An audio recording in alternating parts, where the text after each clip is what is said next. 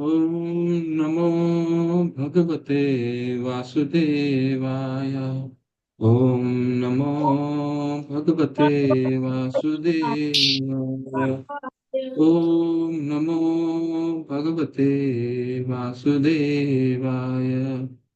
ओम अज्ञानतिमिरिनादस्य ज्ञानाञ्जनशलाकया चक्षुरुन्मिलितं येन तस्मै श्रीगुरुवे नमः।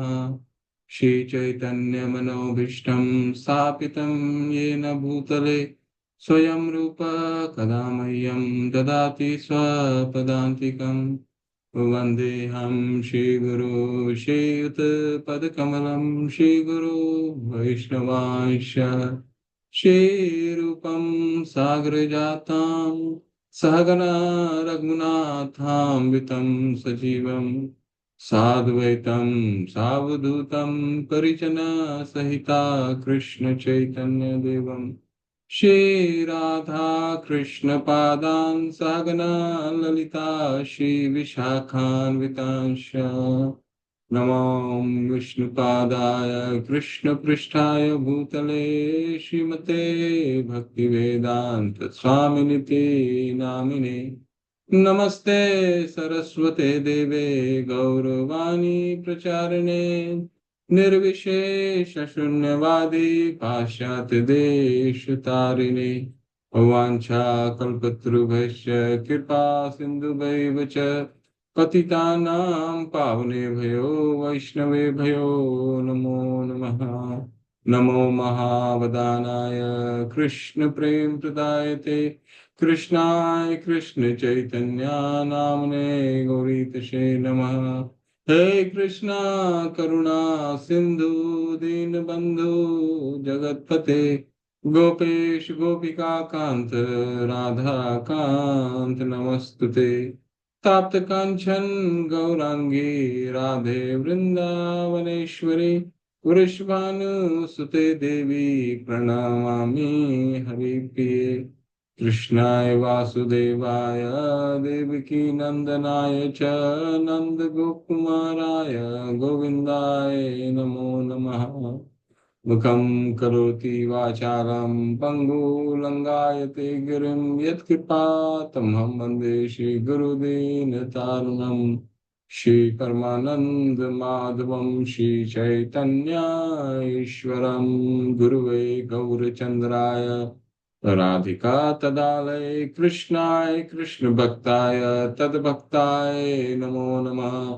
जय हो श्री कृष्ण चैतन्य प्रभु नित्यानंद श्री अद्वैत गदाधर शिवाच आदि गौर भक्त वृंदा। हरे कृष्ण कृष्ण कृष्ण हरे हरे हरे राम राम राम हरे हरे। हरे कृष्ण कृष्ण कृष्ण हरे हरे हरे राम राम राम हरे हरे। हरे कृष्णा कृष्ण कृष्ण हरे हरे हरे राम राम राम हरे हरे। हरे कृष्णा, आप सभी का हार्दिक अभिनंदन।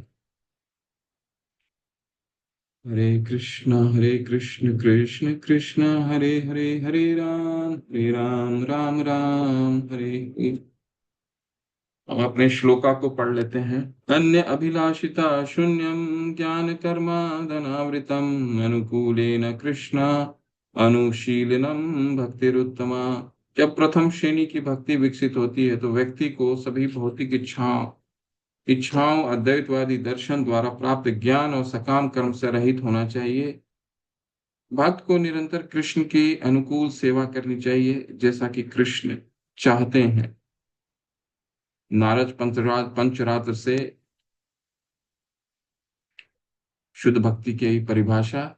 सर्व उपाधि विनिर्मुक्तम तत्परत्वेन निर्मलम ऋषिकेन ऋषिकेश सेवनम भक्ते रुच्यते। भक्ति को इंद्रियों का उपयोग करके भगवान की सेवा के रूप में परिभाषित किया गया है।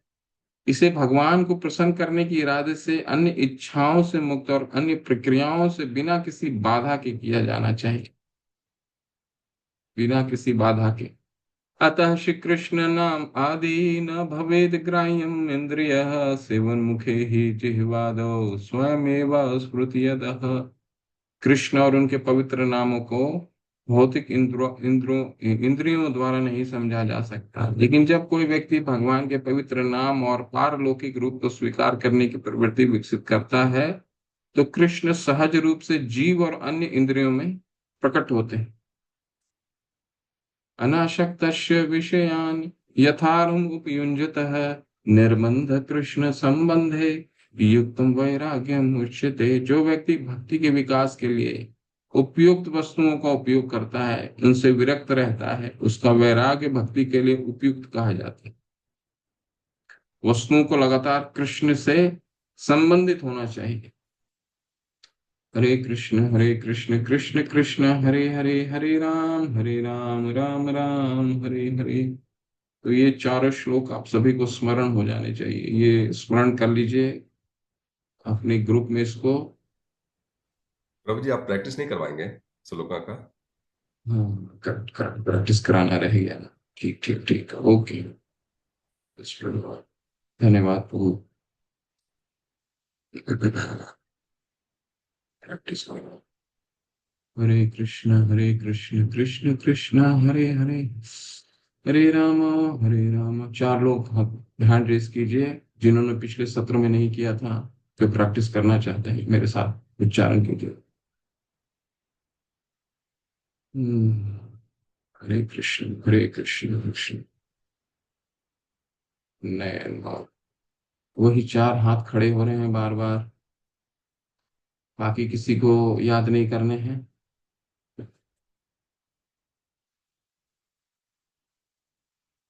ठीक है। जगन माता हरि हरि, हरे कृष्ण माता आप पढ़िए माता। हरे कृष्ण प्रभु जी।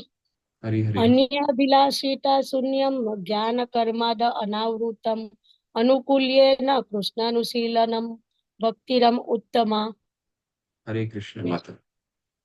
जब हम श्लोक को पढ़ते हैं, तो श्लोक को पढ़ने का एक एक शब्द हमारे मन में घर करना चाहिए कि उस श्लोक का, उस शब्द का मतलब क्या है। अन्य अभिलाषिता, सारे अभिलाषाओं को छोड़ना, और धीरे धीरे पढ़िए। सारे अभिलाषाओं को छोड़ना। अन्य अभिलाषिता शून्यम, शून्य कर देना सभी अभिलाषाओं को। ज्ञान कर्मादनावृतम, ज्ञान को भी शून्य कर देना। कर्म, सकाम कर्म को भी शून्य कर देना। ठीक है। अन्य अभिलाषिता शून्यम ज्ञान कर्मादनावृतम, धीरे धीरे।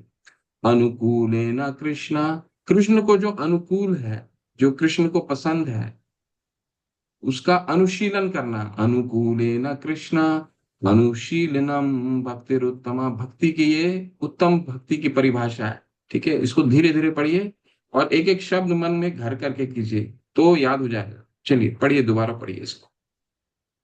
अन्याभिलाषितं शून्यं ज्ञान कर्माद अनावृतम अनुकूल्येन कृष्णानुशीलम शीलनम भक्तिर उत्तमा। हरि बोल। बिल्कुल धीरे धीरे उसको एक एक शब्द को ग्रहण करते हुए पढ़िए। नवीन त्यागी प्रभु आप पढ़िए प्रभु इसको। हरे कृष्ण प्रभु जी। धीरे धीरे एक एक अन्ये शब्द। अभिलाषिता शून्यं ज्ञान कर्माद अनावृतम् अनुकूल्येन कृष्ण अनुशीलनम भक्तिरुत्तमा। हम्म, हरि बोल। बहुत सुंदर है। धीरे धीरे पढ़िए, तो क्या है, एक एक शब्द का मतलब ही घर कर जाएगा। और उसको वो जो श्लोक है उसको याद करने में हमें आसानी क्यों, क्योंकि श्लोक हम याद करेंगे और फिर 2 दिन के बाद भूल जाएंगे। अगर उसके मतलब को अगर हम नहीं समझ करके उसको याद करेंगे, तो 2 दिन के बाद भूल जाएंगे। यही सिर्फ 4 श्लोक याद नहीं करने हैं, हमारे बैंक बैलेंस भरे होने चाहिए श्लोका से। तो कैसे श्लोक याद होंगे? सारे के सारे श्लोक, 108 श्लोक भगवत गीता में हैं। कुछ नहीं तो कम से कम 20 श्लोक भक्ति रसामृत सिंधु चार दो दो 8 श्लोक ये 3 ग्रंथ के हैं। तो जब तक मन, जब उसके शब्द याद रहेंगे तो याद हो जाएंगे। ठीक है, चलिए आगे, आगे का श्लोक। डॉक्टर पूजा आप अनम्यूट कीज करके इसको पढ़िए धीरे धीरे। यथा श्री नारद पंचरात्रि सर्वोपाधि विनमृक्तं तत्पत्रवेन निर्मलं ऋषिकेन ऋषिकेश सेवनं भक्तिरुच्यते। सर्व उपाधि विनिर्मुक्तम, सभी उपाधि, जो भी उपाधि हमारी है, कौन सी उपाधियां? भौतिक उपाधि, शरीर से लगे हुए जो भी उपाधि है, हम ये हैं, हम वो हैं, हमारे इतना बड़ा घर है, हमारा समाज में ये है, हम इस ओहदे में काम करते हैं, हमारा समाज में ये प्रतिष्ठा है, इसको कहा जाता है उपाधियां। तो सर्व उपाधि विनिर्मुक्तम। पिछले श्लोक में क्या था? पिछले श्लोक में था कि अन्य अभिलाषिता, अभिलाषा, और ये दोनों श्लोक उत्तम भक्ति को परिभाषित करते हैं। तो क्या परिभाषा है?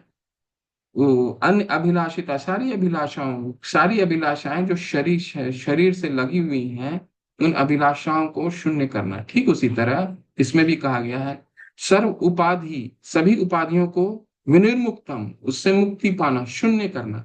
तत्परत्वेन निर्मलम, इसके बाद हमारा हृदय निर्मल हो जाता है।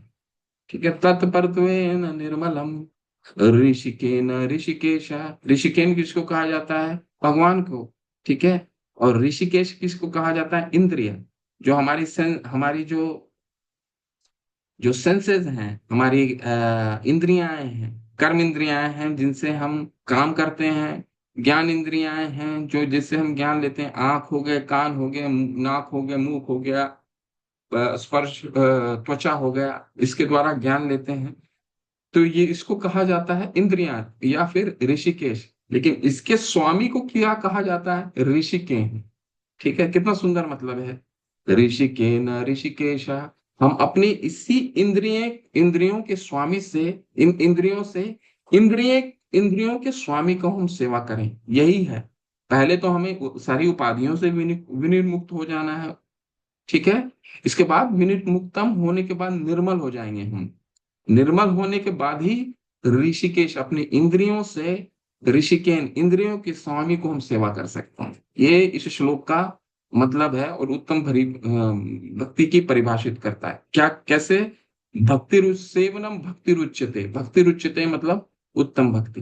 तो ऐसे करके अगर हम स्मरण करेंगे तो कोई भी श्लोक हमें आसान हो जाएगा याद करने के लिए। अन्य अभिलाषिता शून्यम ज्ञान कर्मादनावृतम अनुकूलेन कृष्ण अनुशीलनम भक्तिरुत्तम सर्वोपाधि विनिर्मुक्तम तत्परत्वेन निर्मलम ऋषिकेन ऋषिकेश सेवनम भक्ति रुच्यते। भूपेंद्र सुगंधी प्रभु, आप भी गाइए इसको। हरे कृष्ण। यथा श्री नारद पंचरात्रे सर्वोपाधि विनिर्मुक्तं ततपर्वेण निर्मलं हसिकेन हसिकेश सेवनं भक्तिरुच्यते। हरे कृष्ण। ठीक है, चलिए अगले श्लोक में चलते हैं। अगला श्लोक है, आप गाइए अमरिंदर प्रभु इसको।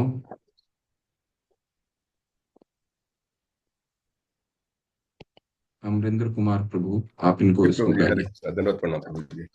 धन्यवाद।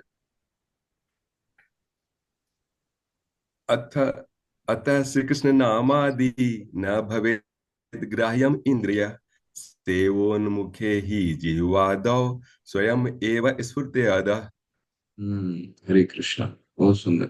इसका मतलब भी याद रखिए। अतः श्री कृष्ण नाम आदि न भवेद ग्राह्य इंद्रिय। जब तक इंद्रिय हमारी दूषित हैं, हमारी सेंसेस दूषित है, हमारी इंद्रियां दूषित हैं, कर्म इंद्रियां, ज्ञान इंद्रियां दूषित हैं, तो इस जिह्वा से हम कृष्ण का नाम का स्वाद नहीं ले सकते। अतः श्री कृष्ण नाम आदि, नाम आदि का क्या मतलब होता है? कृष्ण केवल कृष्ण नहीं, एक पुरुष नहीं है। ठीक है, एक व्यक्तित्व नहीं है। कृष्ण के साथ सारा कुछ, जैसे राजा के साथ सारा कुछ जुड़ा रहता है, तो कृष्ण और उनकी सारी संगति, ठीक है, उनके पार्षद, उनके भक्त, सभी कृष्ण नाम आदि न भवेत। इन इन इंद्रियों से हम भगवान का नाम का सुख नहीं ले सकते। ठीक है, तो कैसे, क्या करना पड़ेगा उसके लिए? दूसरा लाइन है, सेवोन्मुखे ही जीवा, अपने जीव से उनकी सेवा करनी पड़ेगी। कैसे सेवा करेंगे, हम आज पढ़ेंगे उसका। ठीक है, सेवोन्मुखे ही जिह्वा दो, जीवा, जीवा से भगवान का नाम, जीवा का दो ही काम है, बोलना और खाना। तो ये दोनों, खाने को क्या हम भगवान में कैसे लगा सकते हैं और बोलने को हम भगवान में कैसे लगा सकते हैं, हम आज पढ़ेंगे। और इन दो चीजों से हम कैसे सेवा भगवान की कर सकते हैं। सेवोन्मुखे ही जिह्वादो स्वयं एव स्फुरत्यद, कृष्ण चितन चेतना स्वतः ही जागृत हो जाएगा। स्वयं एव स्फुरत्यद, स्फुरत मतलब स्फूर्ति हो जाएगी। ठीक है, तो बहुत सुंदर है ये श्लोक, उसको याद करिए इस तरह से, मतलब समझ समझ के, तो हमें स्मरण हो जाएगा। नैना पांडा माता, आप पढ़िए इसको। हरे कृष्ण प्रभु जी, सादर प्रणाम। हरे कृष्ण। अतः श्री कृष्ण नामादि न भवेत् ग्राह्यम् इन्द्रिये, सेवन्मुखे हि जुहादो स्वयं एव स्फुरत्य अधः। हरे कृष्ण। ठीक है, चलिए अगले श्लोक में चलते।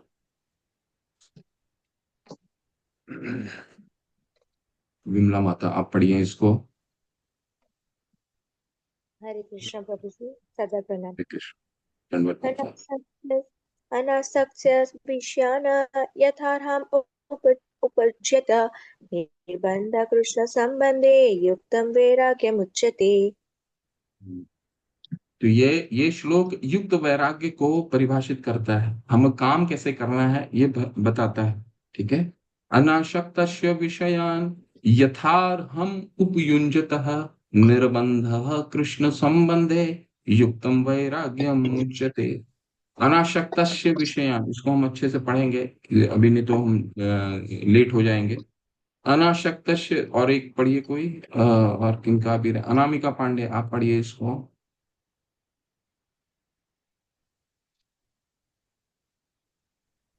हरे कृष्ण प्रभु जी, सादर प्रणाम।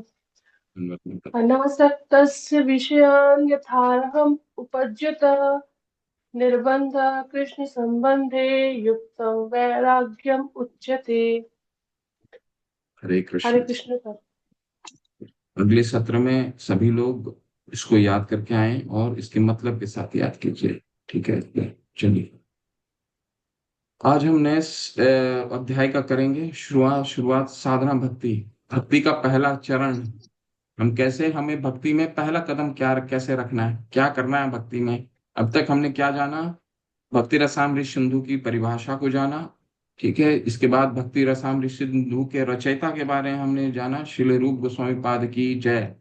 तो श्रील रूप गोस्वामी पाद का इतिहास के बारे में जाना, और किस उद्देश्य से, इस उद्देश्य को किसने संचारित किया, चैतन्य महाप्रभु ने। जब वो रूप शिक्षा दे रहे थे चैतन्य महाप्रभु ने, तो उन्होंने उनको प्रेरित किया कि ये ग्रंथ की रचना हो। और ये ग्रंथ क्या है, नेक्टर ऑफ डिवोशन, यानी कि इसको अंग्रेजी में नेक्टर ऑफ डिवोशन कहा जाता है, भक्ति का विज्ञान।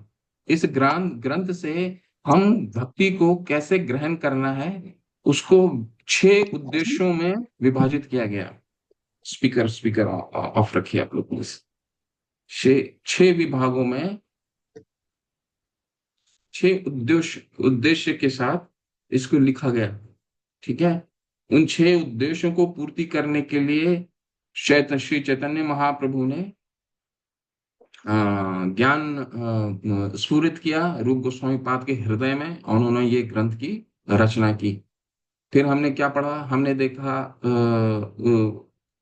कि भक्ति की परिभाषा क्या है, आज भी हमने उसको पढ़ा, भक्ति की परिभाषा के बारे में हमने चर्चा की। इसके बाद इस पूरे ग्रंथ क्या किस तरह से विभाजित किया गया है, 4 भागों में विभाजित किया जाता है। जिस तरह दिशाओं को विभाजित किया जाता है, उसी तरह इस ग्रंथ को विभाजित किया, उत्तर पूर्वी, दक्षिण और उत्तर पूर्वी, दक्षिण और पश्चिम। तो ये 4 भागों में विभाजित किया गया।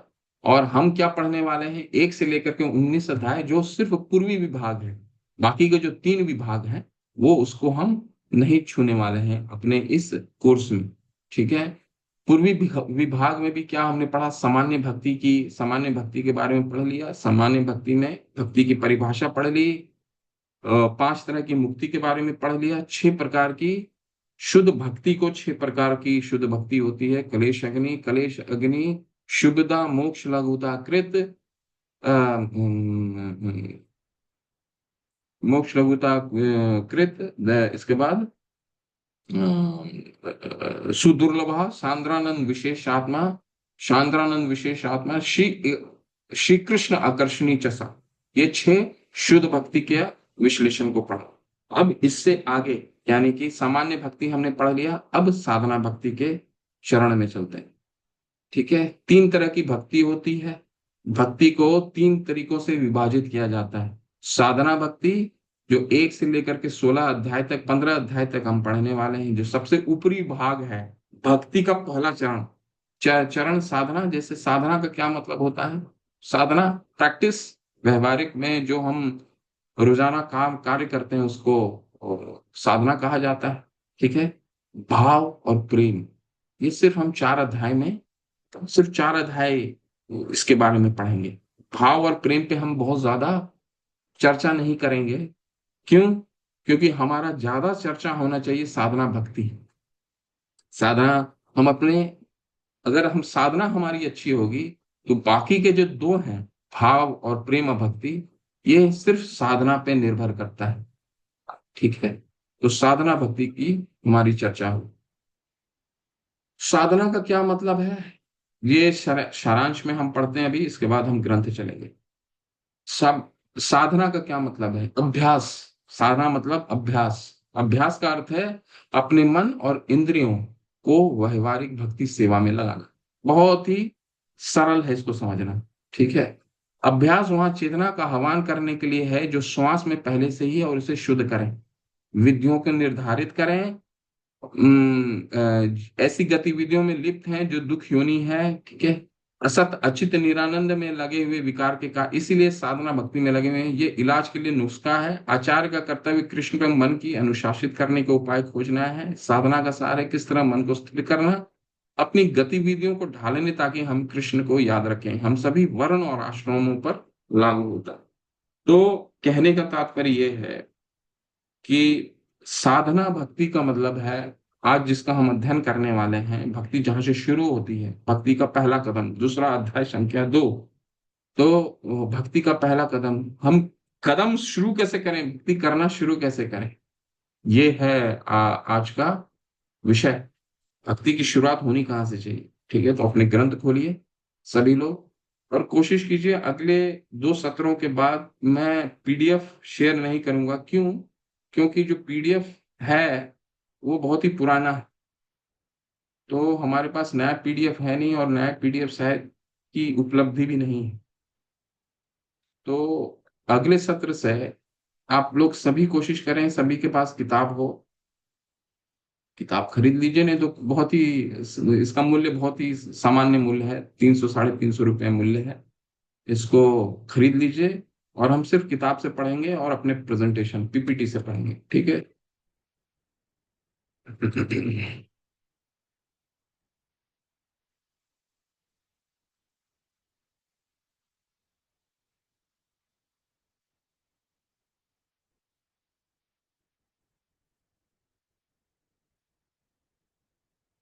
बहुत ध्यान पूर्वक सुनिएगा, क्योंकि इसमें बहुत सारे प्रश्न उत्तर भी होंगे। क्यों? क्योंकि हम सभी भक्ति में शुरुआत कर लिए हैं। हमने सभी लोग, कोई 1 राउंड माला कर रहा है, कोई 1 माला कर रहा है, कोई 2 माला कर रहा है, कोई 3 माला कर रहा है, कोई ज्ञान ले रहा है। लेकिन इस सब चीज का उद्देश्य क्या है?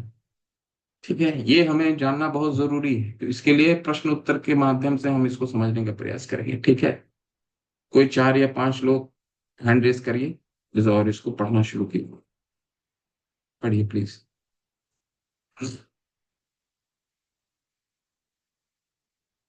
नवीन प्रभु, हरे हरे, हरे कृष्ण, हरे कृष्ण। हरे कृष्ण। ओ, हरे कृष्ण। साधन भक्ति। श्रील रूप गोस्वामी ने भक्ति रस अमृत सिंधु में भक्ति की 3 श्रेणियों का वर्णन किया है। साधन भक्ति, भाव भक्ति तथा प्रेम भक्ति। इनमें से प्रत्येक के अनेक उपभेद हैं। सामान्यतः साधन भक्ति में 2 विशेषताएं हैं। भाव भक्ति में 4 विशेषताएं हैं तथा प्रेम भक्ति में 6 विशेषताएं हैं। श्रील रूप गोस्वामी क्रमशः इन सब का विवेचन करेंगे। इस संदर्भ में रूप गोस्वामी कहते हैं कि कृष्ण भावना अथवा भक्ति योग के पात्रों का उनकी अपनी अपनी रुचि के अनुसार वर्गीकरण किया जा सकता है। उनका कथन है कि भक्ति का साधन पूर्व जन्म से अनुपूर्वी रूप में निरंतर चला आता है। भक्ति से कुछ न कुछ पूर्व संबंध के बिना कोई भी मनुष्य भक्ति मार्ग में प्रवेश नहीं कर सकता। उदाहरणार्थ कोई इस जीवन में भक्ति का थोड़ा सा साधन करता है, उसका साधन पूर्ण चाहे ना हो, परंतु जितना साधन किया है वह नष्ट नहीं होगा। अगले जन्म में वह इससे आगे साधन में लग जाएगा। इस प्रकार भक्ति का साधन निरंतर चलता रहता है, परंतु यदि ऐसा पूर्व कर्म ना हो और कोई अकस्मात शुद्ध भक्त के उपदेश में रुचि लेने लगे तो उसे भी अंगीकार किया जा सकता है। वह भी भक्ति में उन्नति कर सकता है, चाहे जो हो। जिनकी भगवत गीता और श्रीमद् भागवत आदि ग्रंथों को समझने में स्वाभाविक रुचि है, केवल मनोधर्म और तर्क के परायण रहने वालों की तुलना में उनके लिए भक्ति योग सुगम है। हरे कृष्ण प्रभु। तो यहाँ पे प्रश्न आने वाला है, आप लोग ध्यान पूर्वक पढ़ लीजिए। प्रश्न है, आपको सबको भाग लेना है इसमें। यहाँ पे कुछ कुछ मुख्य बिंदु रखी गई है। शिला प्रभुपाद यहाँ पर इस अनुच्छेद में कुछ मुख्य बिंदु रख रहे हैं। पहला तो उन्होंने कहा है कि 3 तरह की भक्ति को 3 रूपों में विभाजित किया जाता है। साधना भक्ति के भी 2 उपभेद होते हैं, ठीक है, जिसपे हम चर्चा करेंगे। वैदिक भक्ति और रागानुगा भक्ति। साधना भक्ति के 2 उपभेद होते हैं। वैदिक भक्ति का मतलब नियमों का पालन करना, और इसके बाद रागानुगा भक्ति। उसी तरह भाव भक्ति के 4 और प्रेम भक्ति के 6 उपभेद होते हैं, जिसके बारे में विस्तार से अपने इस सिलेबस में नहीं पढ़ेंगे, ठीक है। परंतु जानकारी के लिए बस ये चीजें रखनी है। अगर आपको किसी को जानना है तो उसको मैं अलग से बता सकता हूँ कि ये 2 क्या है और 4 क्या है, परंतु ये हमारा कोर्स का पार्ट नहीं रहेगा, ठीक है। कोर्स हमारा क्या है? साधना भक्ति पे हमारा पूर्ण रूप से हमारा उद्देश्य उसको समझना है। साधना भक्ति में 2 होते हैं, वैदिक भक्ति और रागानुगा भक्ति। यहाँ पर इस अनुच्छेद में शिला प्रभुपाद कुछ 2-3 मुख्य सिद्धांत को स्थापित कर रहे हैं, और ये सिद्धांत उन्होंने शास्त्रों से लिया है, और श्रीमद् भगवत गीता में ये सिद्धांत दिए हुए। सिद्धांत क्या है? सिद्धांत ये है कि रूप गोस्वामी कहते हैं कि कृष्ण भावना अथवा भक्ति योग के पात्रों का उनकी अपनी अपनी रुचि के अनुसार वर्गीकरण किया जा सकता है। उनका कथन है कि भक्ति का साधन पूर्व जन्मों से अनुपूर्वी रूप में निरंतर चला आता है। भक्ति से कुछ ना कुछ पूर्व संबंध के बिना कोई भी मनुष्य भक्ति मार्ग में प्रवेश नहीं कर सकता। ये सिद्धांत क्या है कि बिन भक्ति में इस जन्म में जो भी आप भक्त हैं, 24-25 लोग जो जुड़े हैं, ये जो भी हैं, इन्होंने सिद्धांत ये है, ये स्वतः ही ये भक्ति नहीं कर सकते। इन्होंने पूर्व जन्म में भक्ति जरूर की होगी, इसीलिए ये दोबारा यहाँ से भक्ति शुरू किए। ये सिद्धांत अभी आपको बताना है कि ये सिद्धांत भक्ति श्रीमद् भगवत गीता में कहाँ दिया हुआ है। देखिए, कोई भी हमें ग्रंथ पढ़ रहे हैं तो सबसे पहला ये हमें उद्देश्य जरूरी है, क्योंकि जब भी आप भक्ति रसामृत सिंधु पढ़िए, कोई भी ग्रंथ पढ़िए, सबसे पहला हम पढ़ने का क्या तरीका होना चाहिए? भगवत गीता साथ में खोल के रखना चाहिए और भक्ति रसामृत सिंधु साथ में पढ़ना चाहिए। क्यों? क्योंकि यहाँ पे जो भी चीजें दी गई हैं वो विभिन्न शास्त्रों से दी गई हैं, लेकिन हमारे पास तो सारे शास्त्र को पढ़ने का हमारे पास समय नहीं है। तो हम क्या कर सकते हैं? सर्व उपनिषदों का वो दुग्धा गोपाल नंदना। सभी उपनिषदों का सार क्या है? गीता उपनिषद, यानी गीता सभी उपनिषदों का सार है। तो ऐसा कोई भी सिद्धांत आपको प्राप्त नहीं होगा, नहीं आएगा, जो भगवान ने स्वयं नहीं बोला है भगवत गीता में। उसका सारा विस्तार और सारे ग्रंथों में आपको पाया जाएगा, चाहे वो श्रीमद् भागवत हो, चाहे कितने जितने भी ग्रंथ हैं, सार तो भगवत गीता में है, सब चीज आपको मिल जाएगा। ऐसा कुछ भी नहीं है जो भगवत गीता में नहीं मिलेगा। ठीक है, तो ये आपको अभी बताना है कि ये सिद्धांत कहाँ दिया हुआ है, कई जगह दिया हुआ है। अध्याय संख्या 2 में दिया है, अध्याय संख्या 6 में दिया हुआ है।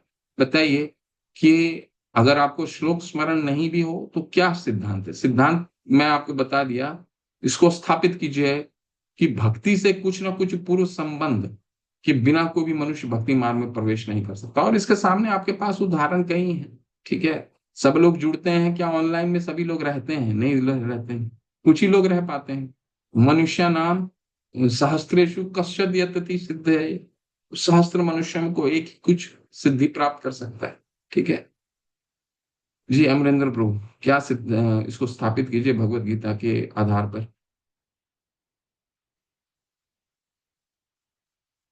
अमरेंद्र कुमार प्रभु ने हैंड रेज किया, प्रभु कुछ बोलना चाहते हैं?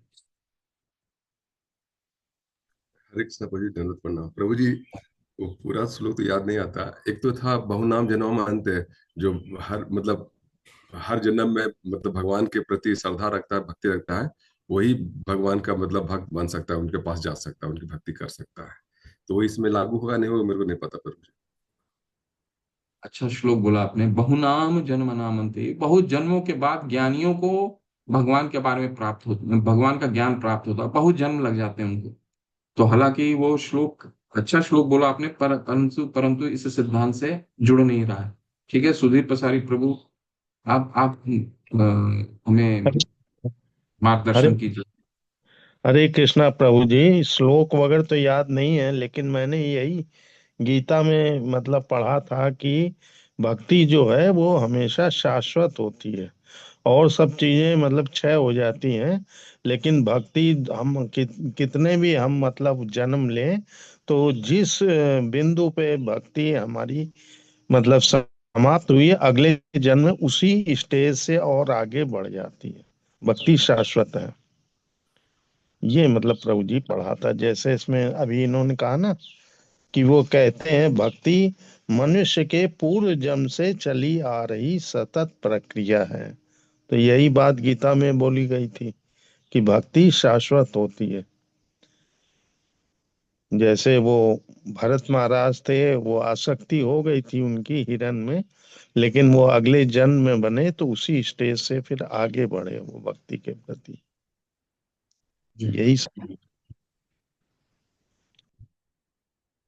हमें श्लोक स्मरण होना चाहिए या फिर हमें अनुच्छेद भी स्मरण होना चाहिए, अनुवाद ये कहाँ कहाँ लिखा हुआ है, और इस सिद्धांत को शिला प्रभुपाद किन किन अध्यायों में दिया हुआ है, ये हमें कनेक्ट करना बहुत जरूरी है। आप लोग नोटबुक लग करके इसको पठन करें साथ में।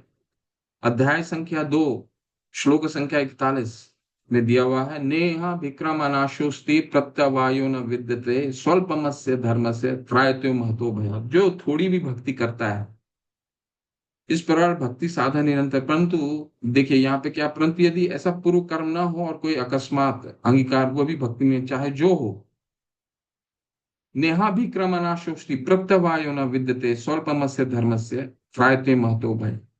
जो सिद्धांत क्या है, जैसे सुधीर प्रभु ने भी बताया कि भक्ति कभी क्षय नहीं होता।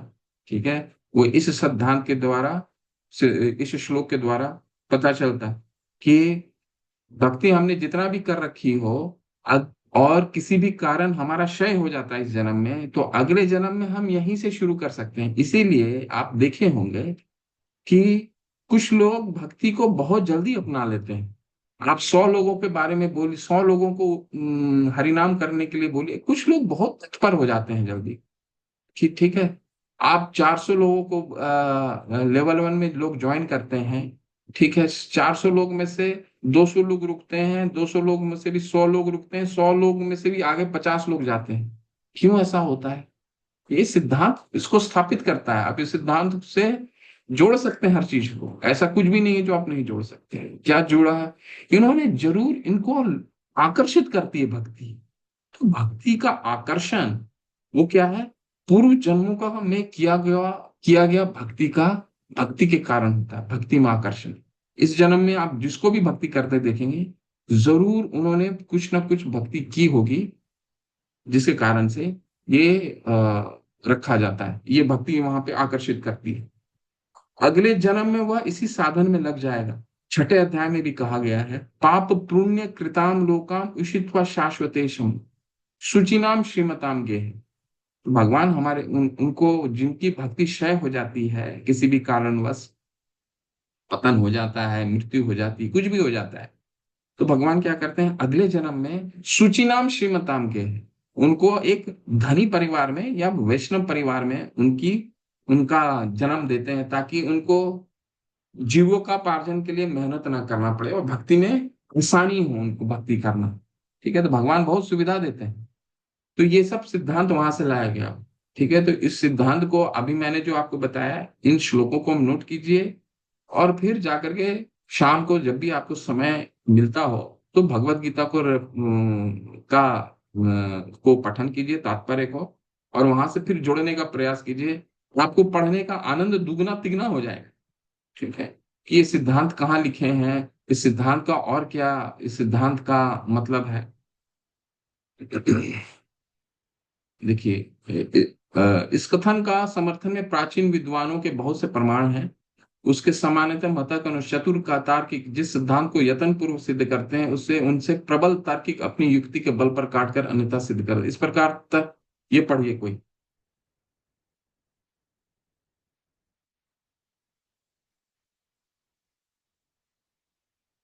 और किन्होंने हाथ उठाया था? हाँ, अमरेंद्र प्रभु पढ़िए अभी इसको। जी प्रभु जी। इस कथन के समर्थन में प्राचीन विद्वानों के बहुत से प्रमाण हैं। उनके सामान्य मत के अनुसार चतुर तार्किक जिस सिद्धांत को यत्न पूर्वक सिद्ध करते हैं, उसे उनसे प्रबल तार्किक अपनी युक्ति के बल पर काट कर अन्यथा सिद्ध कर देते हैं। इस प्रकार तर्क के पद की कुछ भी प्रतिष्ठा नहीं है। अतएव श्रीमद् भागवत आचार्यों का अनुगमन करने को कहती है। यहाँ श्री रूप गोस्वामी द्वारा भक्ति योग का सामान्य वर्णन हुआ है। पूर्व में भक्ति की साधना रूपा, भाव रूपा और प्रेम रूपा इन तीनों श्रेणियों का उल्लेख है। अब श्री रूप गोस्वामी साधन भक्ति का विवेचन करते हैं। हरे कृष्ण। बहुत सुंदर। अभी आप हैंड रेस करके रखिएगा।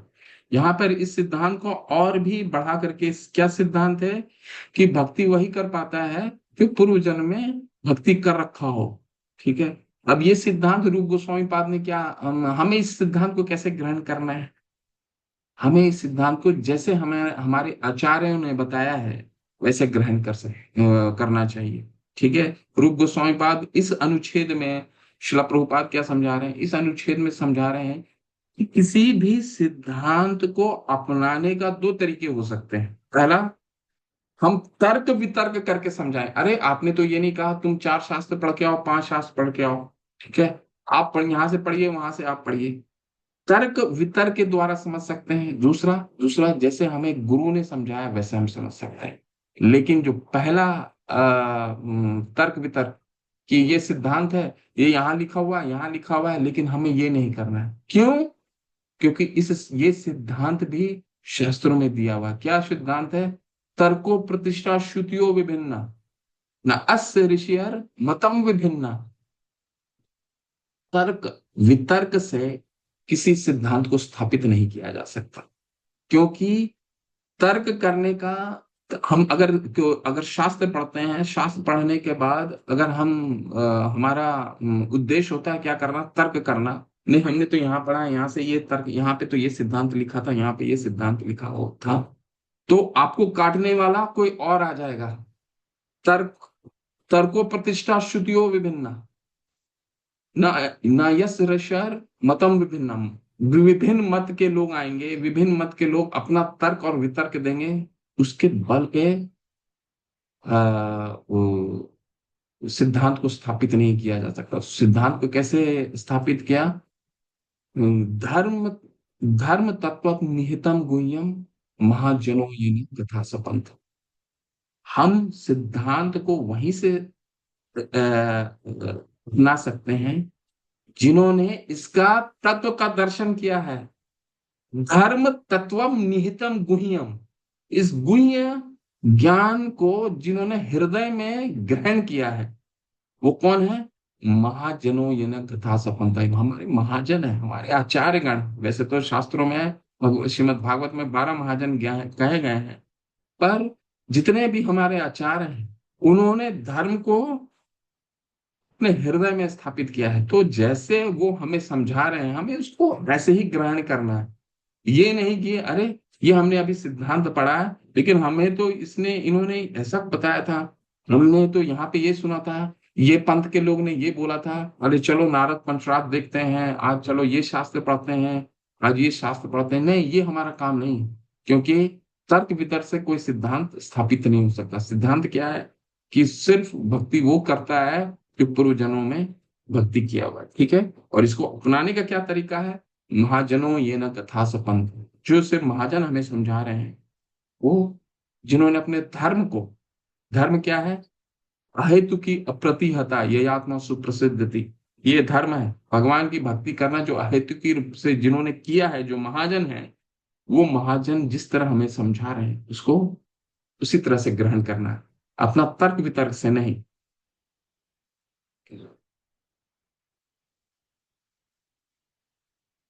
साधना भक्ति ये तो बहुत अच्छा ये था। अभी साधन का मतलब समझिए, इसको पढ़िए, अमरिंदर प्रभुवार पढ़िए, और भी लोग हैंड रेस कीजिए, जी हाथ प्रभु। उठाइए, बहुत लोग अभी पढ़ना है, इस बहुत लंबा अध्याय है। बताइए, पढ़िए। साधन का अर्थ किसी कार्य विशेष में इंद्रियों को लगाना होता है।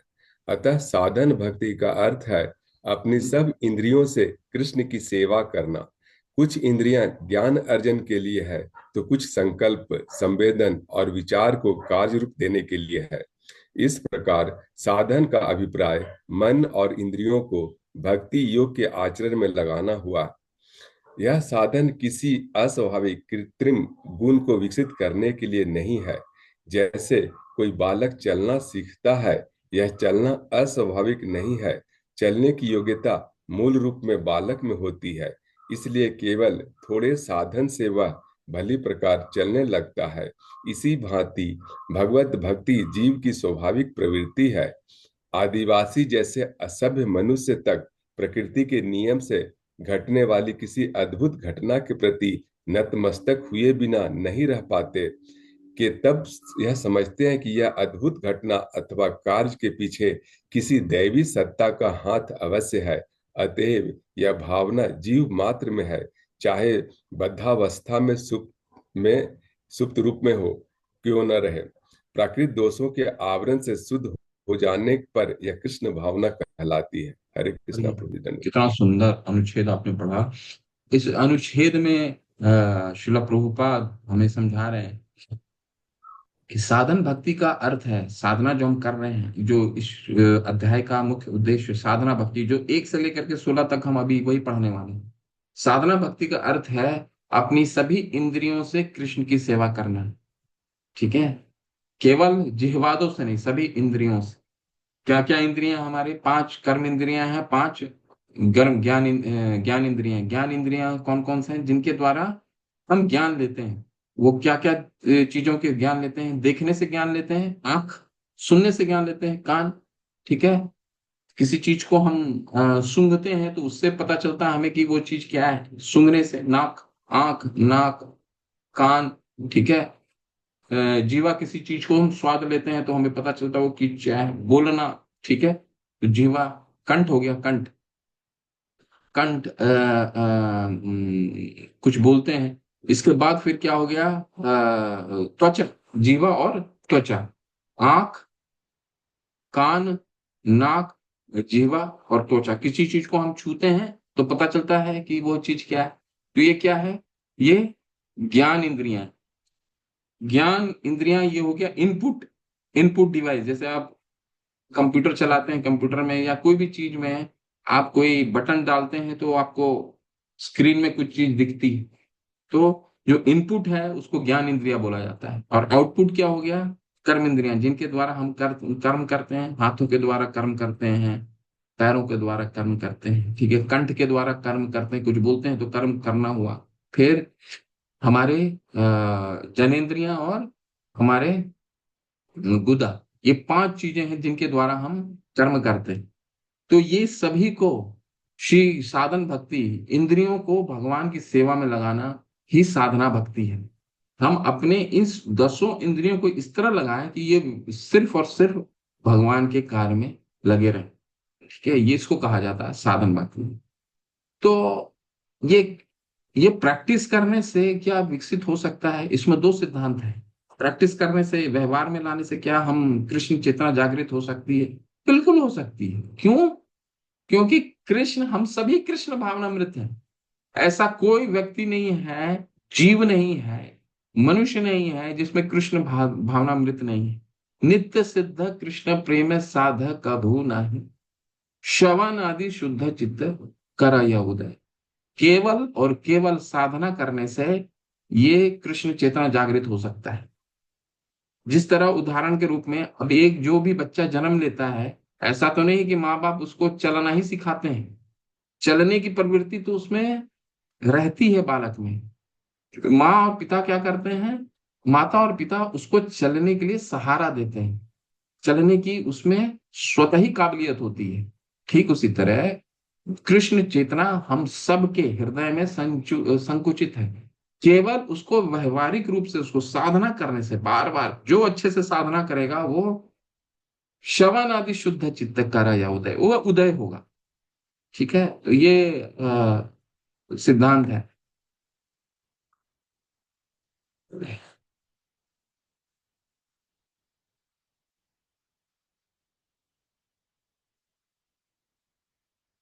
देखिए यहाँ लिखा है, ऐसे विधि विधान हैं जिनसे हम अपने इंद्रियों और मन को इस प्रकार लगा सकते हैं कि हमारा सोया हुआ कृष्ण प्रेम जागृत हो जाए।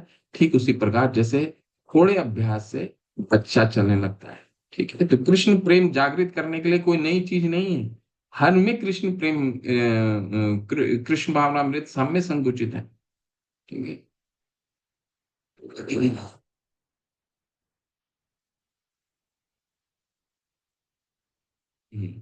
यहाँ से पढ़िए, किन्होंने हैंड रेस किया था।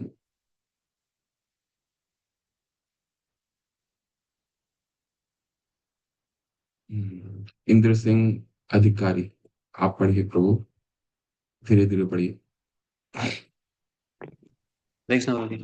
हरी हरी पढ़िए।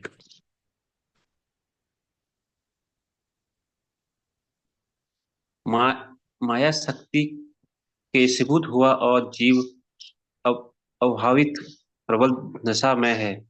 श्रीमद् भगवत में कहा गया है कि सामान्य भक्ति जीव उन्नत रहता है क्योंकि वह व्यस्त उन्हीं क्रियाओं में तत्पर है जो बंधन और दुख के कारण बनती हैं। मूल रूप से आत्मा सच्चिदानंद है। प्राकृतिक नियमों के पड़ जाने के कारण वह दुख क्षणी और पूर्ण रूप से अज्ञानी हो गया है। वह विकर्म का फल है। विकर्म उस कर्म का को कहते हैं जिसे नहीं करना चाहिए। इसके फल उपरांत स्वरूप में साधन शक्ति का आचरण करता है।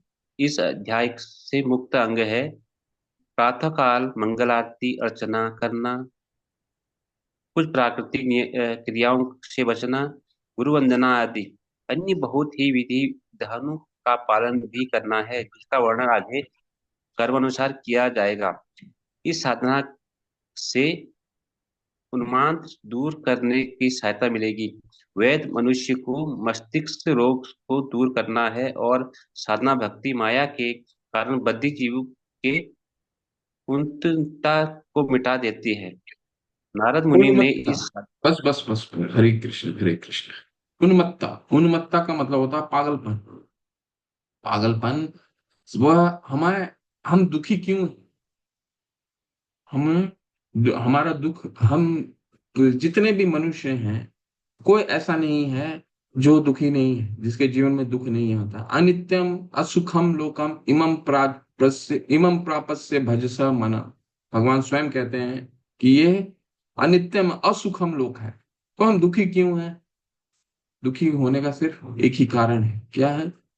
कृष्णा भूलिया जीव भोग वांछा करे। कृष्ण से भूलकर जीव स्वयं ही कृष्ण बनने की कोशिश में है, भोग करना चाहता है।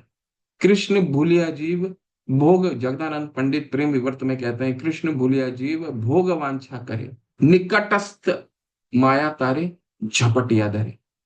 माया उसको झपट लेता है जैसे ही हम कृष्ण से अलग होते हैं। ठीक है, माया की दो शक्तियां होती हैं, प्रच्छेद प्रच्छेद पात्मिका शक्ति और आवरणात्मिका शक्ति। इसको नोट कीजिए।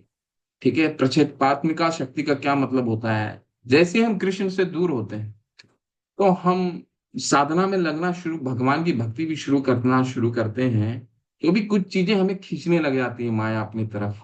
ठीक है, आज क्रिकेट मैच आ रहा है, आज बहुत अच्छा, किसी ने ऑफिस गया तो बोला आज बहुत अच्छा सिनेमा लगा हुआ है, आज यहाँ पे टीवी में ये सा सीरियल आ रहा है, आज ये चीज हो रही है। तो जहां हमें पढ़ना चाहिए था न्यूज़पेपर में, ये आज ये इलेक्शन जीत गया, कि ये आज यहाँ पे इलेक्शन हो रहा है, साल भर हमारे देश में तो इलेक्शन चलता है, तो हम सारा काम छोड़ करके 1 घंटा 1.5 घंटा कौन इस राज्य में कौन इलेक्शन जीतने वाला है, इसमें हम सारा कार्य लगा देते हैं, समय लगा देते हैं, जैसे हमें वो हमारा समय कितना हमारे लिए वो कार्यकारी सिद्ध होगा। तो ये सब क्या है? प्रक्षेपात्मिका, मतलब माया हम करना भी चाह रहे हैं तो माया इतनी शक्तिशाली होती है, अपनी शक्तियों के द्वारा हमें उन चीजों में खींच लेती है, उसे कहा जाता है प्रक्षेपात्मिका शक्ति, माया।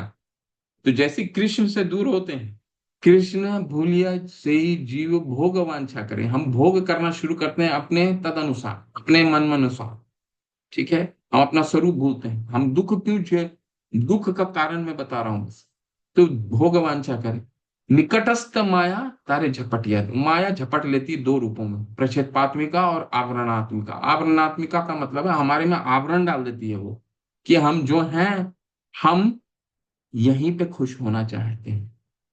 ठीक है, दुराशा ही बहिर्थ मानिना।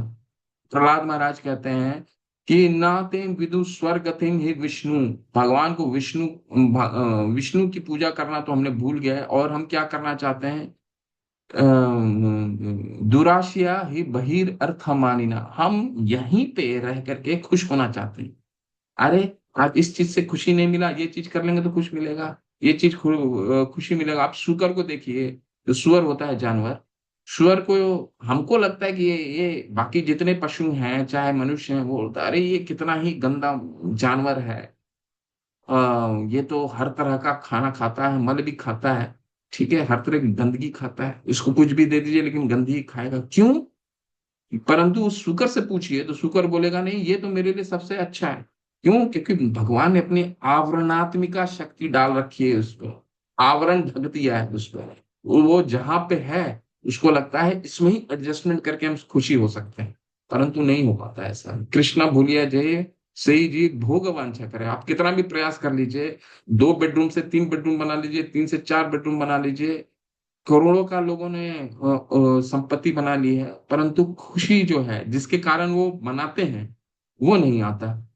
आप किसी से इस चीज का विचार विमर्श कर लीजिए। इसलिए हमारे देश में, पूरे विश्व में हैप्पी इंडेक्स के नाम से पूरे विश्व भर में ये, हाँ, ये कौन सा देश कितना खुश है ये हम आंकड़ा लगाते हैं, लेकिन कोई 100% नहीं हो पाता। क्यों नहीं हो पाएगा? क्योंकि भोग वांछा करे, कृष्ण ने भूल करके हम, कृष्ण भूलिया जी अनादिर बहिर्मुख, हम बहुत सालों से भगवान से बहिर्मुख हुए में। ठीक है, अतएव माया दे संसारे दुख, इसीलिए माया हमें इन दो रूपों में हमें दुख देती है। प्रक्षेपात्मिका, हमें, हम भक्ति भी करना चाहते हैं तो हमें कोई चीज खींच लेता है, मित्र आकर के आपको बोल देंगे कि अरे ये क्या हरि नाम कर रहे हो, उसमें क्या समय का बर्बादी है, ये क्या सुन रहे हो, कितना अच्छा सीरियल आ रहा है वो देखो, कितना अच्छा सिनेमा आ रहा है वो देखो, न्यूज देखो, अपने आप को रेडी रखो, तैयार रखो। हमें ज्ञान होना चाहिए क्या हमारे देश में चल रहा है, बिल्कुल होना चाहिए, लेकिन उसमें इतना नहीं होना चाहिए कि हम अपना समय व्यर्थ करें। ठीक है, तो ये उसको काट के लिए क्या है, अगर ये दो शक्तियों से हमें बचना है तो साधना भक्ति करने की हमें सलाह दे रहे हैं गुरु। इसके लिए साधना भक्ति है। 4:30 4 बजे उठना, 4:30 बजे मंगल करना, ये साधना भक्ति का भाग है। शुरू में तो हमें कष्टदायक लगता है कि अरे सुबह सुबह जल्दी उठना, फिर मंगल आरती करना, लेकिन आप 6 महीना करेंगे तो ये आनंद देने लगेगा, क्योंकि माया का आवरण ये दो रूपों में जो है वो हटने लगता है।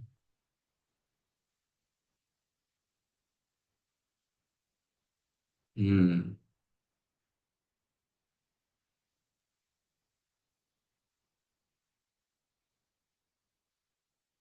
यहां से लेके यहां तक पढ़िए, इसके बाद फिर हम साधना भक्ति के भाग में जाएंगे। नैना पंडा मता आप पढ़िए। हरे कृष्ण प्रभु जी। हरी हरी। नारद मुनि ने श्रीमद् भागवत में 7:1-32 इस साधना भक्ति का उल्लेख किया है। वे युधिष्ठिर महाराज से कहते हैं, हे राजन, मनुष्य को किसी न किसी साधन द्वारा अपने मन को कृष्ण पर स्थिर करना होता है। वही कृष्ण भावनामृत कहलाता है। अर्थात आचार्य अर्थात गुरु का कर्तव्य है कि वह अपने शिष्य के लिए ऐसे साधन ढूंढे जिससे शिष्य अपने मन को कृष्ण पर स्थिर कर सके। यही साधना भक्ति की शुरुआत है। श्री चैतन्य महाप्रभु ने हमें इस प्रयोजन हेतु एक प्रामाणिक कार्यक्रम प्रदान किया है, जो हर कृष्ण महामंत्र के कीर्तन पर केंद्रित है। इस कीर्तन में इतनी शक्ति होती है कि मनुष्य तुरंत कृष्ण से जा मिलता है। यही साधना भक्ति की शुरुआत है। मनुष्य को जेन केंद्र प्रकारणे जेन के न प्रतारणे अपना मन कृष्ण पर स्थिर करता है। परम सत्य अम्बरीश महाराज ने योग्य राज होते हुए भी अपना मन कृष्ण पर स्थिर किया। इसी प्रकार जो कोई भी इस तरह से अपने मन को स्थिर करके का प्रयास करता है, वो अपनी भूल कृष्ण चेतना को सफलतापूर्वक जागृत करने में तेजी से प्रगति करेगा। हरे कृष्ण। कितना सुंदर सिद्धांत। क्या है? साधना भक्ति की शुरुआत कहाँ से होती है? श्री चैतन्य महाप्रभु ने अनेक कार्यक्रम दिए, लेकिन सबसे मुख्य कार्यक्रम कहाँ होता है? क्या है? जो हरे कृष्ण मंत्र के कीर्तन पर आधारित है। ये पूरा हमारा जो साधना भक्ति है उसकी शुरुआत केवल और केवल भगवान का नाम लेने में से शुरू होता है। ठीक है, तो हम आगे का चर्चा बाद में करेंगे, अगले सत्र में करेंगे। परंतु आज आज आपको ये बताना है, आप में से जिसने भी हरे कृष्ण मंत्र करना है, किया है, कर रहे हैं, हम क्यों कर रहे हैं, इसका क्या कारण है, थोड़ा महिमा बताइए। क्योंकि उसका करने का कारण हम अगर नहीं समझेंगे, साधना भक्ति देखिए, साधना भक्ति क्यों है? आज हमने अभी तक क्या पढ़ा? साधना भक्ति किसे कहते हैं? साधना भक्ति मतलब जीवन में व्यवहार में लाना। क्यों व्यवहार में लाना? क्योंकि हम माया से ग्रसित हैं, माया हमें आप में कृष्ण से दूर हुए हैं। इसी कारण हम माया के आवरण में प्रचित्पात्मिका दो शक्तियों से, माया से बंधे हुए हैं। इसको दूर करने के लिए साधना भक्ति साधना भक्ति ही एक निवारण है। ठीक है, साधना भक्ति मतलब कुछ ऐसे नियमों का पालन करना जो हम हमें माया से दूर करेगा। ठीक है, तो ये इन चीजों को हमने पढ़ा, सिद्धांत भी हमने देखे कि कोई किसी में भक्ति वही कर सकता है जो भक्ति पूर्व जन्म में रहता है। भक्ति करना भी बहुत आसान है, सब में सब भक्ति कर सकते हैं। यहाँ भी ये भी सिद्धांत हमने पढ़ा, भक्ति सब में रहती है। जिस तरह बच्चे में चलने का आदत होता है, उसी तरह एक प्रवृत्ति होती है। उसी तरह अगर हम अभ्यास करेंगे, साधना का मतलब होता है अभ्यास, केवल हम अभ्यास करेंगे तो ये कृष्ण भावनामृत जागृत हो जाता है। और ये अभ्यास कहाँ से शुरू होता है? चैतन्य महाप्रभु ने यहाँ हमें दिया है कि क्या है? कृष्ण कृष्णा वर्ण तुषा कृष्णा संगोपांगा पार्षदम संकीर्तन ही प्रायर यजंती ही सुमेध सह। भगवान कृष्ण वर्ण कृषा वर्ण तुषा कृष्णा संगोपांगा पार्षदम, अपने पार्षदों के साथ प्रकट हुआ था, जिनका जो रंग था वो स्वर्ण जैसा था। कृष्णा वर्ण तुषा कृष्णा संगोपांगा पार्षदम, ठीक है। संकीर्तन ही प्राय जजंती ही सुमेधित है। ये स्वर्ण वाले जो कृष्ण है, जिनका प्राकट्य कलयुग में हुआ है, वो एक ही उद्देश्य से आए, क्या? संगो संकीर्तन प्राय यजंती ही सुमेध से। जितने भी बुद्धिमान लोग हैं उनको भगवान का कीर्तन, भगवान का नाम करने का देने के लिए उन्होंने कलयुग में प्राकट्य हुआ। और इनका प्राकट्य कब हुआ? कल, आगामी आने वाला कल जो दिन है वो उनका, जिसको हम गौर पूर्णिमा कहते हैं, उनका प्राकट्य हुआ। तो आप में से जो जो हरि नाम कर रहे हैं, हरिनाम क्यों हम कर रहे हैं ये तो हमें पता है, साधना भक्ति, लेकिन इसकी महिमा बताइए थोड़ा सा। जब तक हमें महिमा नहीं मालूम होगा तब तक हम इसमें आगे नहीं बढ़ सकते। क्यों हम करते हैं, ये समझाइए। इसको करने से हमें क्या मिलता है? आज यही रुकेंगे, हरे अगले सत्र में हरे बताइए। कृष्ण प्रभु जी। प्रभु जी, भगवान के साथ जोड़े रहने के लिए उससे बहुत सारे मंत्र हैं ना, इसमें तो विष्णु विष्णु बोलते रहिए, विष्णु विष्णु विष्णु विष्णु विष्णु विष्णु विष्णु, कृष्ण कृष्ण कृष्ण कृष्ण, ऐसा भी बोल सकते हैं।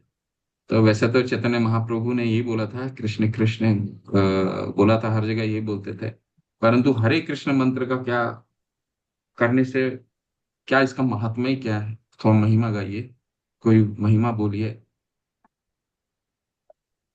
कुछ श्लोक बोलिए, कोई महिमा बताइए, हरे कृष्ण प्रभु जी। हरे कृष्णा प्रभु जी। हरे कृष्णा। एक एक करके बताइए। हाँ, ब्रह्म संहिता में भी कहा गया ना, हरे नाम हरे नाम हरे नाम एव केवलम खलु नास्ति एव नास्ति नास्ति नतिरत्र अन्यगतः। हम्म। हरे हरे नाम कृष्णा हरे, प्रभु जी। हरे बिल्कुल कृष्णा बिल्कुल। प्रभु जी। एक और हरेर नाम हरेर नामैव केवलम कलौ नास्ते एव गतिरन्यथा। और कोई गति है ही नहीं, ठीक है। ब्रह्मा जी ने नारद जी को समझाया कि इसके अलावा कोई, इस कलयुग में कोई गति नहीं है, एक महिमा है, ठीक है। इसके अलावा और क्या महिमा है बताइए। बंधुरात्मा आत्मनस्त बंधुरात्मात्मनस्तस्य येनात्मयि वात्मना जिता अनात्मनस्तु शत्रुते वर्ते आत्मैव नहीं, शत्रुवत्। जिसने शत्रुवते। मन को जीत लिया है उसके लिए मन सर्वश्रेष्ठ मित्र है, किंतु जो ऐसा नहीं कर पाया उसके लिए मन सबसे बड़ा शत्रु बन जाता है। हम्म। तो हम भगवान का हरिनाम करते हैं, ये हरिनाम की महिमा, भगवान से जुड़ने से ये निष्कर्ष निकलता है, बंधुरात्मा आत्मना तस्य ये न आत्मना आत्मना जीता, ठीक है। तो ठीक है, ये भी हम इनडायरेक्टली जोड़ सकते हैं, बिल्कुल। और बताइए, हरि नाम करने से क्या, इसका महात्म्य समझाइए, इससे और क्या हमें प्राप्त होता है? हरे कृष्णा प्रभु जी। हरि हरि। प्रभु जी, जैसे अब हम सारी जिंदगी लगे रहते हैं, भागते रहते हैं, कहीं दूसरी चीजों में सुख ढूंढते रहते हैं, कभी कोई उपाधि में, कभी कोई कहीं घूमने फिरने में, या कोई धन में, तो हम जो है वहाँ सुख ढूंढते रहते हैं, लेकिन फिर भी बस तृप्ति नहीं मिलती। वहां जाके हमें तृप्ति मतलब होती नहीं है, फिर आगे और आगे और आगे वो मतलब तृष्णा बढ़ती रहती है। तो वो मुझे लगता है कि वो जो खोज है वो यहाँ कृष्ण नाम से, हरे कृष्ण नाम से ही आगे होती है। और वो हम उसी की तरफ भाग रहे हैं, लेकिन हमें कुछ पता नहीं है कि हम कृष्ण की तरफ जाना है हमें। तो हम उसी की तरफ भाग रहे हैं, लेकिन हम समझ रहे हैं कि हमें उसमें सुख मिल रहा है, इसमें सुख मिल रहा है। तो यही सबसे बड़ी महिमा है श्री कृष्ण नाम में, कि भाई जो है वो सुख की प्राप्ति जिसके लिए हम खोज रहे हैं, भाग रहे हैं, दिन रात लगे हुए हैं, तो वो यहाँ उसका जाके अंत होता है इस कृष्ण नाम के द्वारा। कि भाई हम जो है सारी जिंदगी लगे रहते हैं, लगे रहते हैं, लगे रहते हैं, लगे रहते हैं, लेकिन वो सुख की हमें प्राप्ति नहीं होती। वो इसलिए लगे रहते हैं क्योंकि हमें वो मिल ही नहीं रहा, वो हम पा ही नहीं पा रहे। वो इसलिए हम दूसरी चीजों में, फिर दूसरी चीजों में इसको छोड़ देते हैं, फिर उसको पकड़ लेते हैं, फिर इसको पकड़ लेते हैं। वो इसलिए पकड़ रहे हैं क्योंकि हमें वो चीज मिल ही नहीं रही है। और वो जहाँ मिलती है वो है हरे कृष्ण नाम जप, जो कि यहाँ हमें यहाँ आके फिर हमें धीरे धीरे धीरे धीरे वो सुख प्राप्त होने लग जाता है, जिसके लिए हम बचपन से बुढ़ापे तक भाग रहे होते हैं और अंत समय तक भी वो खोजने की कोशिश कर रहे होते हैं। तो वही कोशिश जो है हमारी इस गुणगान के द्वारा ही संभव हो पाती है प्रभु। जब हम यही सबसे बड़ी महिमा है जो हम इसके द्वारा प्राप्त कर सकते हैं प्रभु। हरि बोल। बहुत सुंदर, बहुत सुंदर। बिल्कुल प्रभु ने बहुत संक्षेप में बहुत अच्छे से समझा कि हमारी जो सुख का खोज है वो इस नाम में आकर के रुकता है। आनंदाम बुद्धिवर्धनम प्रतिपदम पूर्ण अमृता स्वादनम, इसके ये पूर्ण आनंद प्रदान करता है। ठीक है, ये ऐसा श्री चैतन्य महाप्रभु ने हमें समझाया। पहला शिक्षाष्टक का पहला श्लोक में क्या बताए हैं कि चेतो दर्पण मार्जनम मार्जनम भव महादवाग्नि चेतो निर्वापनम। बोलिए, आप लोग बोलिए, कोई एक कोई बोले। चेतोदर्पणमार्जनं भवमहादावनिर्वापणं श्रेयः केरवचन्द्रिका विद्यावधू जीवनम्। आनन्दाम्बुधिवर्धनं प्रतिपदं प्रतिपदं पूर्णामृतास्वादनम्। पूर्णामृतास्वादनं सर्वात्मनं परम विजयते श्रीकृष्ण हरि सर्वात्मना बोल। सपनं परम नाम्ना विजयते श्री कृष्ण संकीर्तनम। तो श्रीकृष्ण संकीर्तनम्। हरि हरि माता। तो ये श्री कृष्ण का संकीर्तन से ये हमारा आनंद यहीं पे समाप्त हो जाता है। इसके पग पग पर इसकी आनंद की अनुभूति हम कर सकते हैं। ठीक है। और परम विजयते, इसको इसको लेने से हमारा आनंद को प्राप्त करना निश्चित है। विजय होना निश्चित है। ऐसा हो ही नहीं सकता कि हमारा दुखों का निवारण ना हो। तो ये है नाम की महिमा। ठीक है, और बताइए, नाम की बहुत महिमा है। प्रभु जी हरे कृष्णा। जी प्रभु माँ। जी हरिनाम संकीर्तन का सबसे बड़ी महिमा ये है कि कलयुग में ना यज्ञ न तप कुछ काम नहीं आएगा, सिर्फ हरिनाम ही हमारा उद्धार करेगा, बस उसके बाद अलावा कुछ नहीं। तो नाम नामकारी बहुधा निज सर्व शक्ति तत्रार्पिता नियमते स्मरणे न कालः। भगवान ने अपनी जितनी भी शक्तियां हैं अपने नाम में इस कलयुग में डाल दी, जैसे माता ने बताया।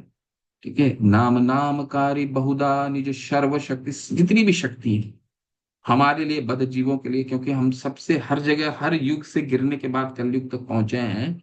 कलयुग में हमारा बहुत पतन हो जाता है, प्राण हमारा उम्र कम हो जाता है। देखिए, 100 साल थे, आज से 30 40 50 साल 60 साल पहले लोग कितनी लंबी उम्र जीते थे। ठीक है, 100 साल पहले, 150 साल पहले, 200 वर्ष पहले।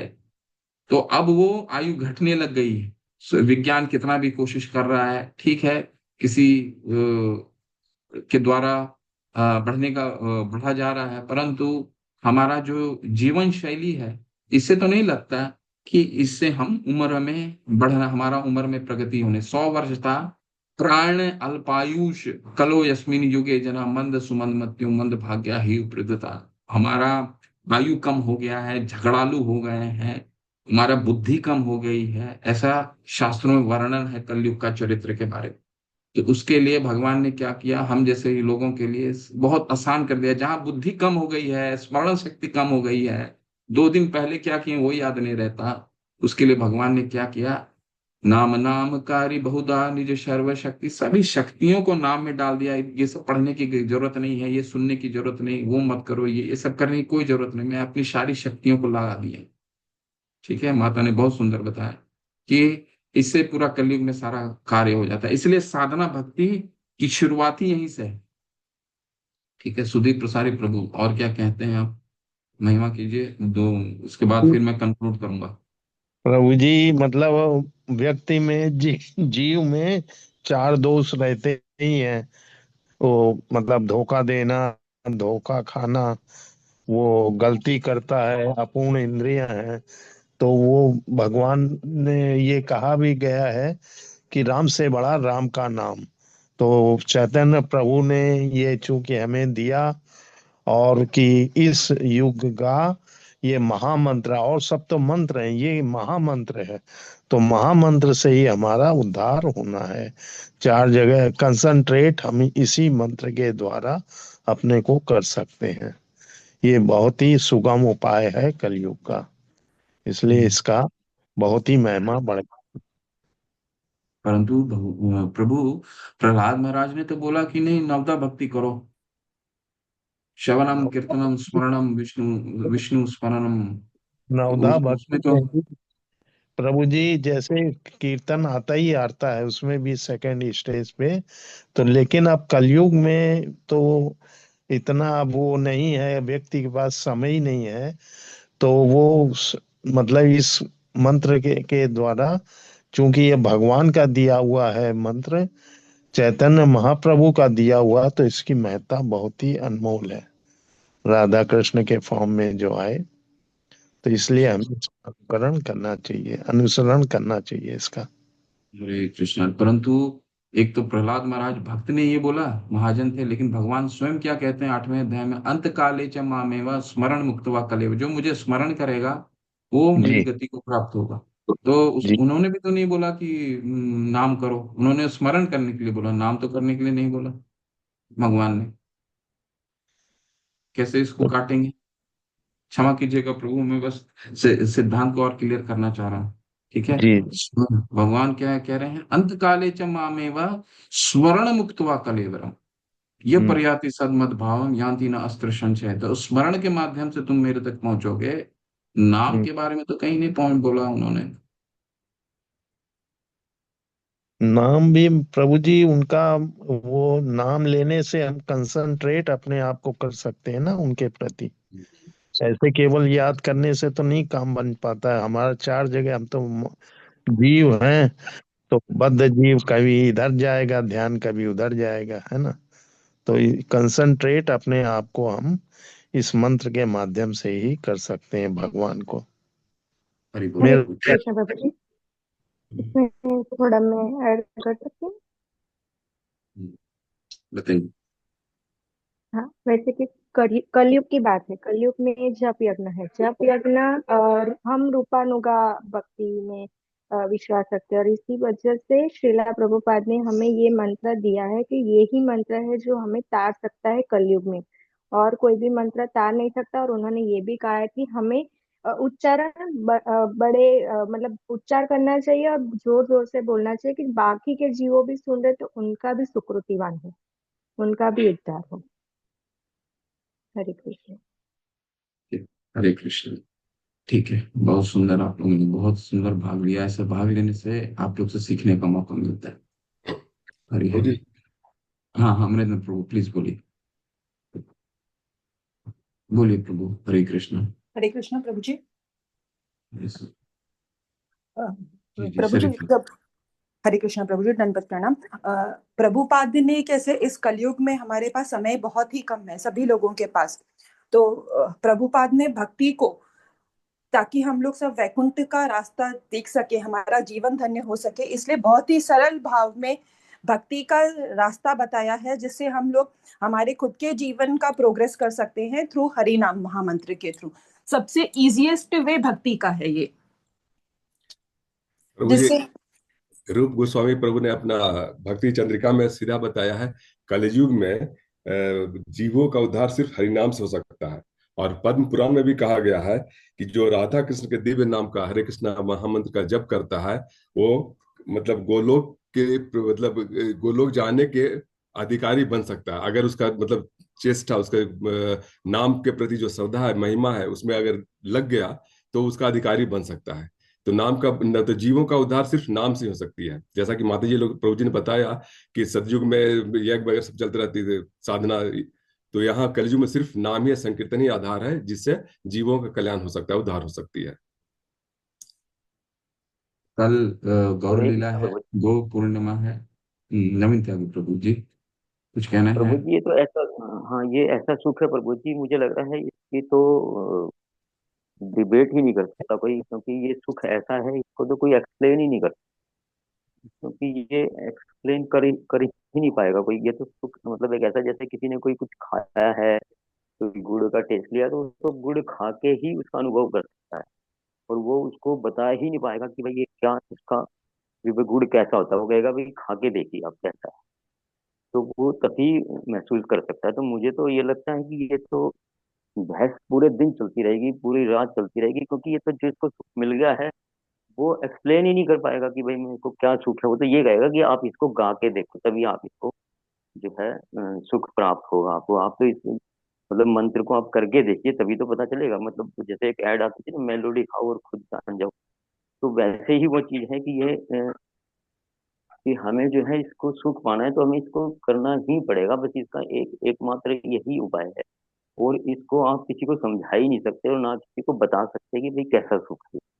ये तो आप सिर्फ महसूस कर सकते हैं, और महसूस तभी कर सकते हैं जब आप इसको करेंगे। तो मेरा तो यही निष्कर्ष निकलता है बाबू जी, मैं तो यही समझता हूँ। प्रभु जी, जीव का स्वभाव ही है भगवान की सेवा करना। नित्य जीव स्वरूप है नित्य कृष्ण दास। तो अगर कृष्ण की सेवा नहीं करेगा तो दिन भर भटकेगा ही वो, तो उसको शांति या सुख कभी मिल ही नहीं सकती है, दुखी रहेगा। हरे प्रभु कृष्ण। जी, हरे कृष्णा प्रभु जी। जी जब करिए। व्यक्ति कृष्ण का सेवक बन जाता है तो उसके कर्मों का कृष्ण की शरणागति लेने से सब कर्म बंधन से मुक्त हो जाता है। सब कर्म फल का बंधन नहीं लगता प्रभु। शुद्ध कृष्ण चेतना की जागृति जो जीव की सिद्धि है, एक मात्र भगवान की शरण ग्रहण करने से प्राप्त की जा सकती है, और यह लालसा जीव में शाश्वत रूप से निहित रहती है।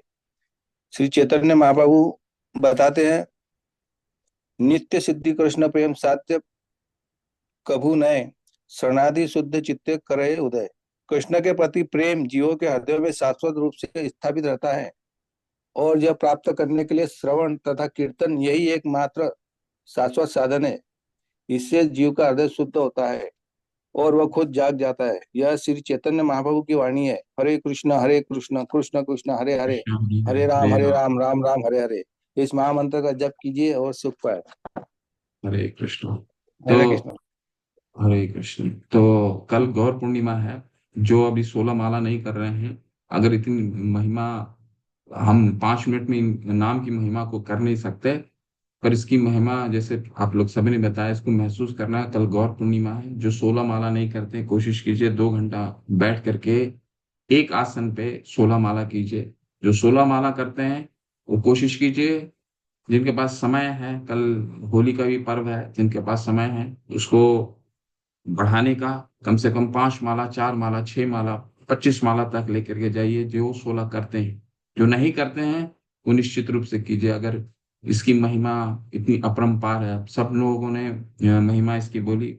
बस सार में आप इसको हमें करना है। आनंदाम बुद्धि वर्धनम प्रतिपदम पूर्ण अमृता स्वादन, पूर्ण अमृत का स्वाद लेना है तो ये करना है। हालांकि इसके बहुत अर्थ हैं।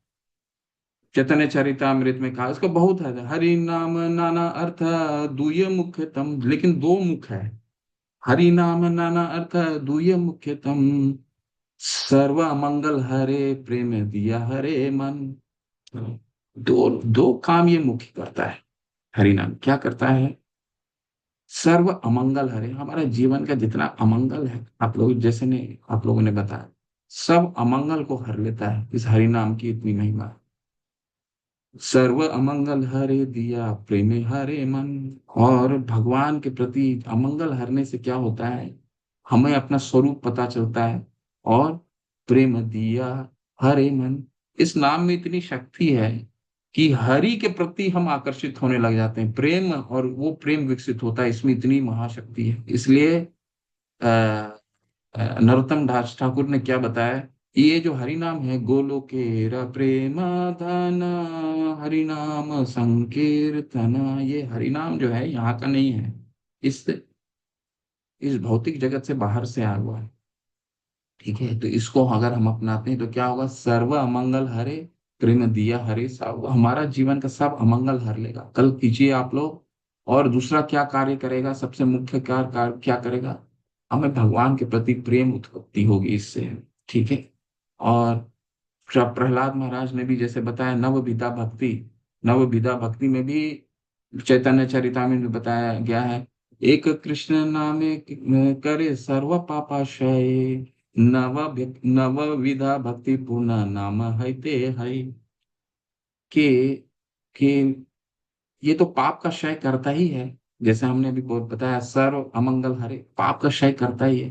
परंतु जो नव विधा भक्ति है, जो हम 9 विधि करते हैं, अर्चनम, वंदनम, विष्णु स्मरणम, स्वाद सेवनम, साख्यम, दास्यम, आत्मनिवेदनम, ये 9 विधि भक्ति जो करते हैं, ये भी नव, अगर हम हरि नाम करते हैं, नव विधा भक्ति हैते नाम, नव विधा भक्ति पूर्ण नाम हैते है, नव विधा भक्ति भी पूर्ण हो जाता है। हम सब विधि विधान भी पूर्ण कर लेते हैं, इसमें इतनी शक्ति है, कोई अलग से कुछ करने की आवश्यकता नहीं है। लेकिन प्रभुपाद ने विधि क्यों दी है, वो हम पढ़ेंगे अभी, इसको जब कंटिन्यू करेंगे वो पढ़ेंगे कि भाई इतना विधि क्यों है, डीटी वर्शिप क्यों है, ये क्यों करना है, वो क्यों करना है, वो हम पढ़ेंगे। लेकिन अगर हरि नाम करते हैं तो आपका सारा चीज कंप्लीट हो जाता है, कोई भी चीज अपूर्ण नहीं रहती है। भक्ति की सभी चीजों को आप कर लेते हैं, इसमें इतनी शक्ति है। ठीक है, स्मरण भी कर लेते हैं, कीर्तन भी कर लेते हैं, सब कुछ कर लेते हैं। तो ये कंक्लूजन है हरि नाम का। ठीक है, तो कल बहुत ही पावन दिन है, कल हो सकता है कक्षा ना हो, तो वो आपको आएगी, परंतु हो सकता है शनिवार को कक्षा हो, कल देखते हैं कैसा है। तो परंतु आपके पास समय रहेगा, बैठिए, सुबह जल्दी उठिए, 1.5 से 2 घंटा माला कीजिए, क्योंकि साधना भक्ति की शुरुआत वहीं से है। नेक्टर ऑफ डिवोशन हम पढ़ रहे हैं, यानी भक्ति का विज्ञान। जब तक हम इसको पालन नहीं करेंगे अपने जीवन में, ये विज्ञान स्फुरित नहीं होगा। श्री कृष्ण नामादि भवेद ग्राह्यम इंद्रिय, सेवन मुखे ही जीवादो स्वयं एवं स्फुरित। जब स्फुरित होगा तभी तो ज्ञान समझ में आएगा। ददामी बुद्धि योगम, तुमने तो नहीं समझ में आएगा ज्ञान। तो ठीक है, तो इसको इस तरह से समझने, और कल इसको अपने जो भी माला नहीं कर रहे हैं करिए, 16 माला, और जो कर रहे हैं वो कम से कम 25 तक लेकर के जाइए। ठीक है, हरि हरि, हरे कृष्णा। शिला प्रभुपाद की जय, नामाचार्य हरिदास ठाकुर की जय, रूप गोस्वामी पाद की जय। किन्हीं का कोई प्रश्न है, कुछ पूछना चाहते हैं? हरे कृष्ण प्रभु जी। हम्म। कल हमें पूरे दिन फास्ट रहना रहता है या फिर मूनराइज होने के बाद उपवास का लेना रहता है? थोड़ा इसमें मूनराइज 5 कंफ्यूजन। बजे तक, 5 बजे तक लेते हैं। ओके प्रभु जी, हरे कृष्ण। आरती मंदिरों में, जो भी मंदिर में है उसमें देख लीजिएगा, जब अभिषेक शुरू हो गया, अभिषेक के बाद आप प्रसाद ले सकते हैं। ठीक है। हरे कृष्ण प्रभु जी। हम्म। प्रभु जी से रिक्वेस्ट था कि आप रिकॉर्डिंग भी अगर सेंड कर सके तो, कई बार कैसे ना कुछ रिकॉर्डिंग मिस पिछले आउट हो सत्र में भेज दिया है माता ने, अभी मैं आज का भी रिकॉर्डिंग भेज दूंगा। थैंक यू प्रभु जी। ठीक है। भूपेंद्र सुगंधी प्रभु जी, प्रभु क्या बोलना चाहते हैं?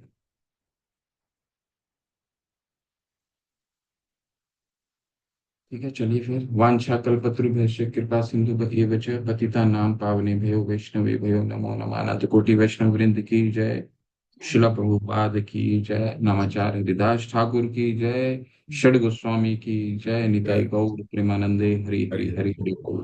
हरे कृष्ण। आप सभी को हरे कृष्ण।